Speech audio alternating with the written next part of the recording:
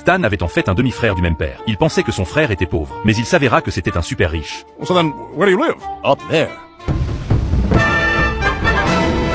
That's your house? L'année dernière, à Thanksgiving, Rusty devait venir en visite. Stan était plein de confiance. Il se vantait de sa chemise de marque, de la console que Steve venait d'acheter, et de sa cuisinière à gaz 4 feux. L'année suivante, à Thanksgiving, la famille Smith fut invitée, dans la petite ville de Rusty. L'endroit semblait délabré et désolé. Rusty conduisait même un pick-up, pour les amener à une cabane en ruine. Juste au moment où Stan s'apprêtait à entrer, Rusty l'arrêta. Ça, c'est juste la station de pompage, pour la fontaine et la piscine. Fountains and pools. So then, where do you live? Up there.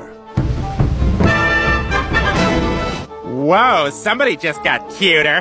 Rusty les emmena visiter le manoir. En entrant dans la demeure, les fourneaux de la cuisine étaient innombrables. Steve fut même conduit par son cousin. Dans la salle de jeu, il ne comprenait pas pourquoi. Il fallait porter une combinaison moulante. Puis d'un clin d'œil, il entra dans l'espace holographie.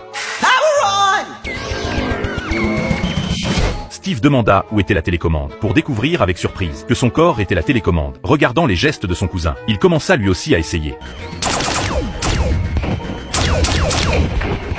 De l'autre côté, Stan vit des toilettes en or massif, avec quelqu'un pour les nettoyer. Il n'arrivait pas à y croire. Pourquoi Rusty était-il si riche? Il s'avéra qu'autrefois, quand grand-père partagea l'héritage, il ne laissa qu'un terrain et 20 000 $, laissant les deux frères choisir. Stan choisit sans hésiter l'argent, tandis que Rusty, grâce au terrain, gagna des millions de fortune. De retour à la maison, la famille Smith trouvait leur maison petite et minable. Stan avait le cœur encore plus lourd. Finalement, il décida de récupérer ce terrain. Au milieu de la nuit, ils endormirent la famille de Rusty et s'installèrent de force dans le manoir.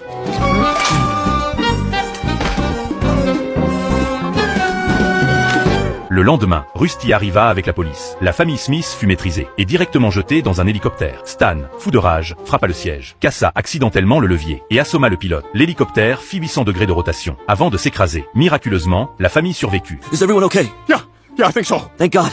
It's a miracle. I'll go get help. Finalement, la famille Smith se perdit. Une meute de loups les encercla. Mais Roger n'avait pas peur, car il avait sauvé un loup auparavant. Et ce loup était là devant eux. It's not her! It's not Felicity! Different wolf! Heureusement, ils s'échappèrent à la fin. La nuit tomba, la température chuta brutalement. Stan demanda à Francine de lui masser l'aine pour activer la circulation sanguine. Mais il ne s'attendait pas à ce que Roger s'y mette et termine le geste à la place de Francine. Finalement, Hailey vint sauver tout le monde. Squanto, it's the Thanksgiving miracle. Dad?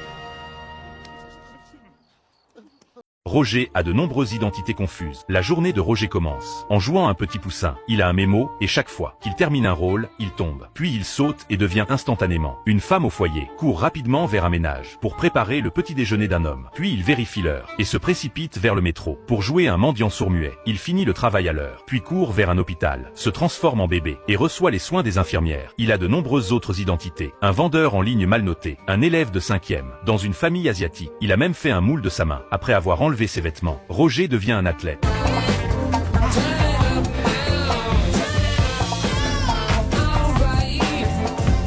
La nuit, il a un rendez-vous pour boire avec Stan. Mais à mi-chemin de la boisson, il commence à regarder sa montre. On dirait que c'est encore ce moment-là. Il monte sur une autruche pour jouer un criminel.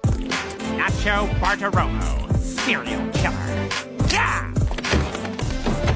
Ce jour-là, Stan conduit au travail comme d'habitude, mais Roger n'est pas là, causant le retard de Stan au travail, même remplacé par un collègue. Dans le centre commercial, Roger marche avec une dame. Stan le trouve finalement. Roger brise toujours ses promesses. Le temps de Stan est très précieux, mais Roger pense que ses rôles sont importants. Sans lui, cette ville pourrait ne pas exister.